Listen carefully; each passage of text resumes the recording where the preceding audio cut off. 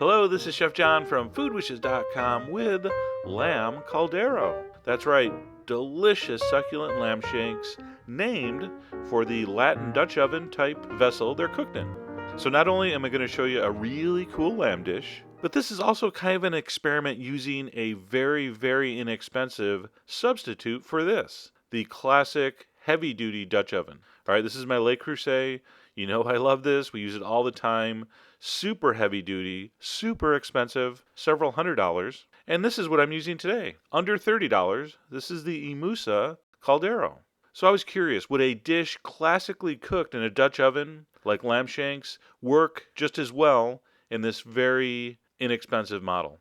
So I will disclose, Imusa gave me this Dutch oven to test. So that's what we're going to do.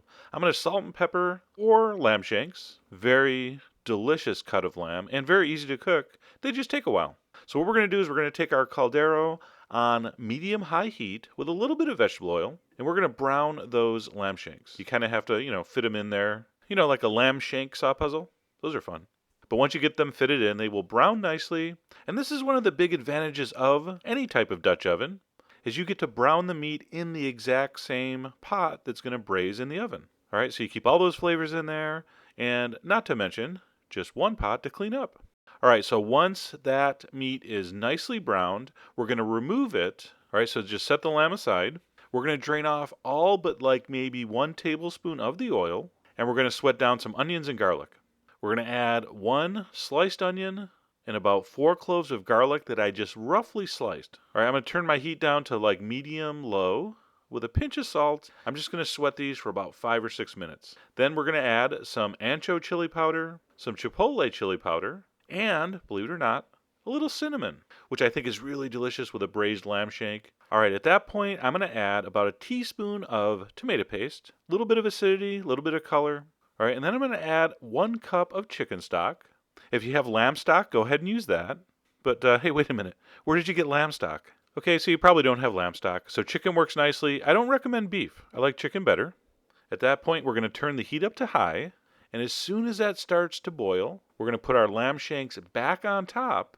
Okay, I'm going to turn off the heat. I'm going to cover that. And it's going to go in a 325-degree oven for 1 hour and 30 minutes. So this is an hour and a half later. Now this is just about fork tender. It has a little farther to go.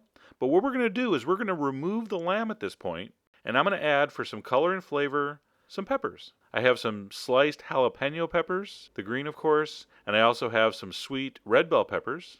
I'm going to put that in. I'm going to turn the heat up to high, bring that back to a boil. And now what's going to happen, we're going to put the lamb shanks back on top. All right, if there's any juice that accumulated on the plate, the lamb was resting, pour that in, of course. I'm going to add just a little splash of chicken stock, because I don't want this to dry out too much. It's going to go back in the oven uncovered to finish cooking, which is only going to take maybe 15, 20, 25 minutes. You decide. What you want is the sauce to reduce a little bit.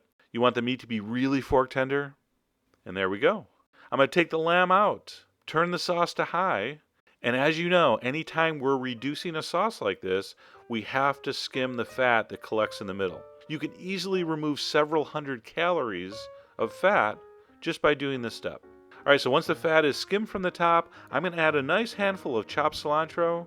I'm going to taste and adjust the seasoning. Salt, pepper, more hot spice, depends. Up to you. And that's it. I'm serving mine on couscous. Fantastic on rice, of course. Pasta, yes. Polenta, for sure. Grits, of course.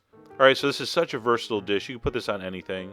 I'm going to spoon over some of that sauce with the peppers and the garlic and the onions. Okay, you can pick up just a little subtle fragrance from the cinnamon. And of course the flavor and spice from the 2 chili peppers. Just a really nice braised dish. And as far as I can tell, this came out beautifully in the very cheap Dutch oven.